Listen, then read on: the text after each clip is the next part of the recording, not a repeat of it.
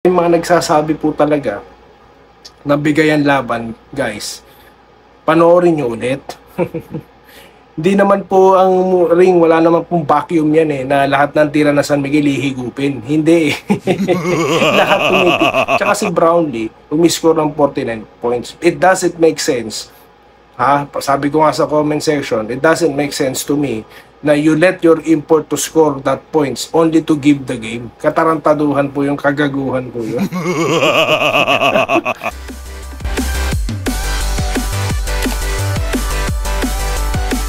Ayan, so welcome back dito na sa Denrica at Doy TV Sports. No? Ngayon mabilis ang usapan lamang po to, no? At ang ating pag-uusapan, no? Fast forward na po tayo, no? Game 5. Ayan, yung mga naging lapses po ng Ginebra, no? Kung paano tayo natalo. Then at the same time, konting shoutout na rin ano po sa ating mga subscribers.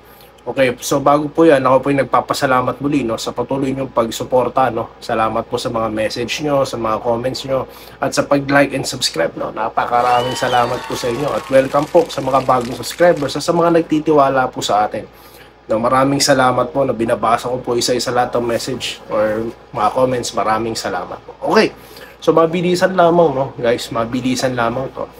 At tayo po yung magkukwentuhan, no. Ano po ba ngayon na magiging diskarte ng Barangay Ginebra at yung nangyari po, no, yung nakaraang game natin? Okay, paano tayo natalo? So, tulad po na sinasabi ni Coach Tim Cone at ni Justin Brownlee sa kanilang interview, no, I can say ambush interview ng isang vlogger ba yun or broadcaster, no? Basta nakapanood ko.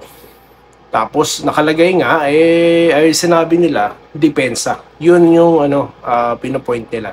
Sabi nga po ni Coach Tim Cone, they're firing in all cylinders and we have no answer, no? So wala silang answer doon dahil nga po, well, sa ganung aspeto po, talagang mahirap pigilan yon, no?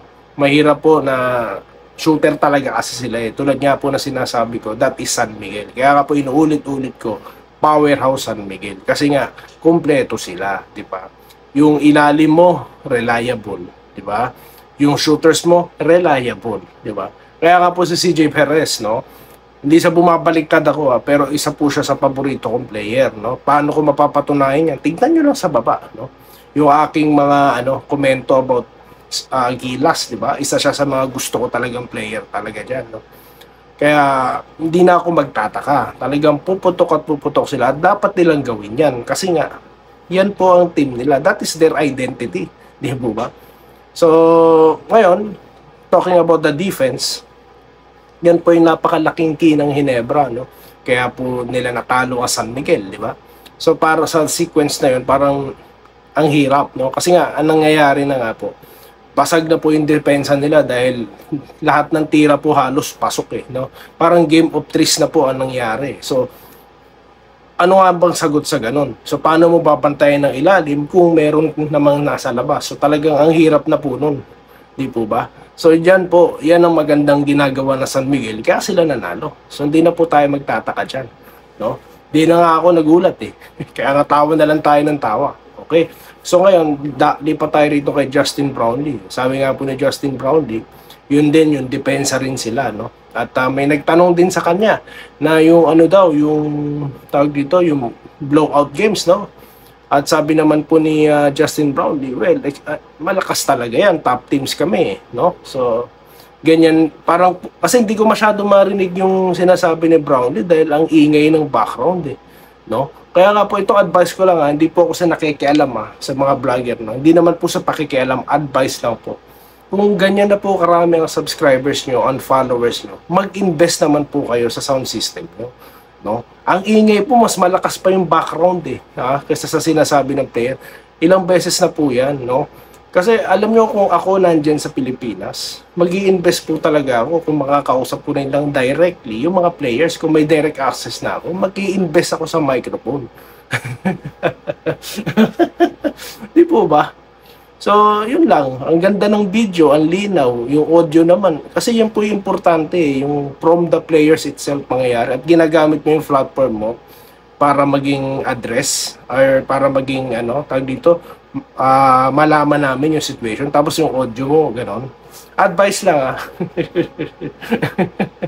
Kasi dito kahit papano, no, kahit hindi pa po ganun karami ang subscribers natin, nag-i-improve po tayo. No? Katulad po ng gamit ko ngayon. Medyo nag-i-improve po tayo. Para po sa ikagaganda rin ng ating channel. Okay, so ganun lang po. Sorry po.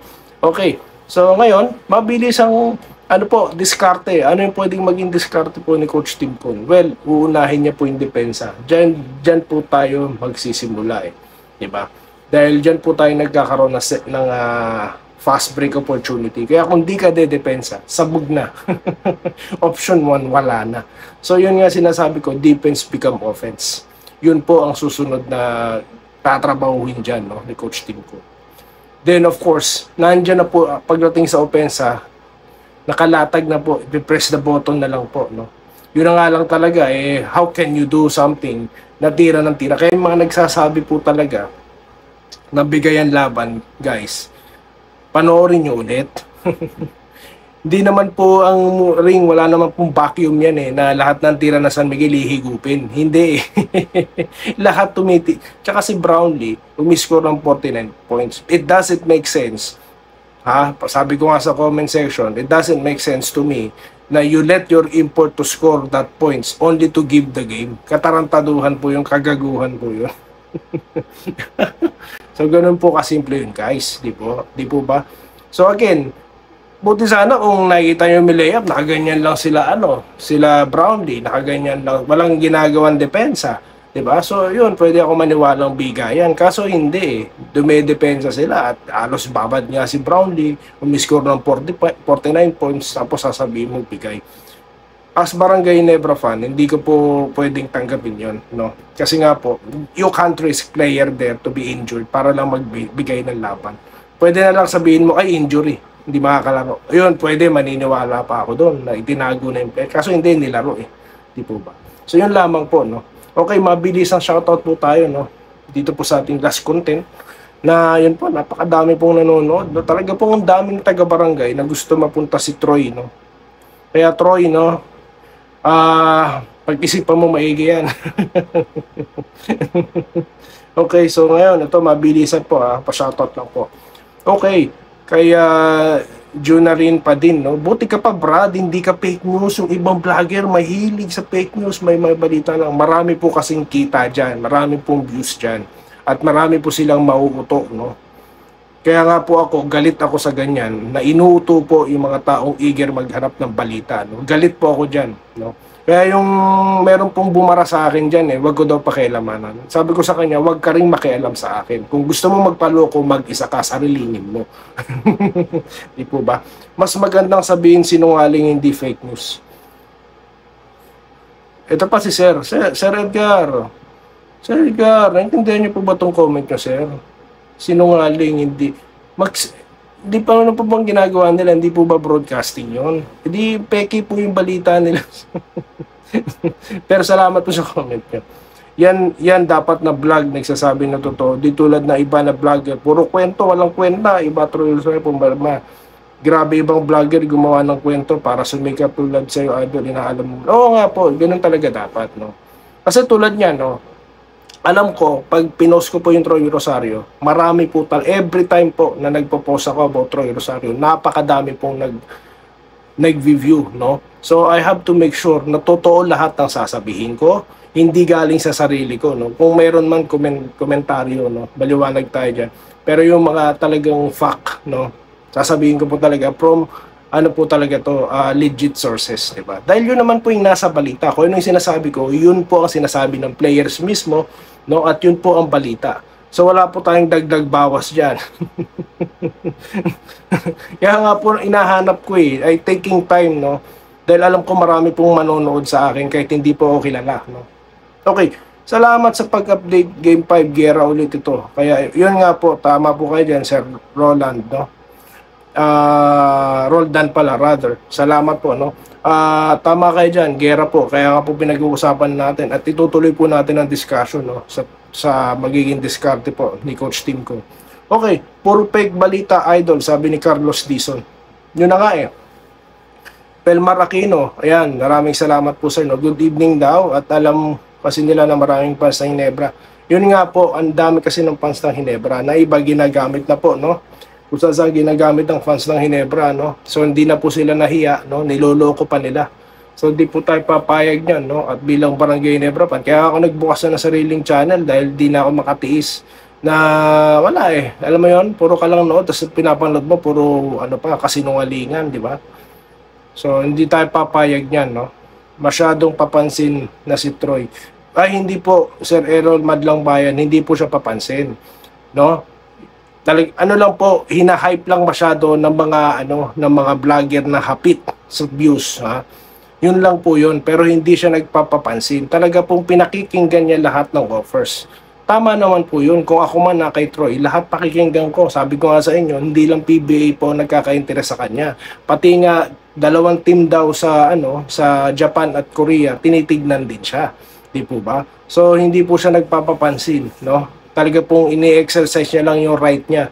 At it could be his last contract. So, kailangan niya pong mamili ng gusto. Ito lang po mga vlogger na mga... Yan nga sinasabi ko, galit na galit ako dahil imbes yung player, makakaisip siya ng maganda para sa kanyang future. Hindi. Pinangungunahan ng mga fake news vlogger. Kaya galit po talaga ako. Okay? Yolak Pineda, yan ang totoo, hindi fake news, di tulad ng iba. Yun na nga po, ma'am. Yolak Pineda, no? Yun po ang hindi maganda dyan. Kaya galit talaga ako, no? Talagang ayaw ko ng ganyan. Di po ba?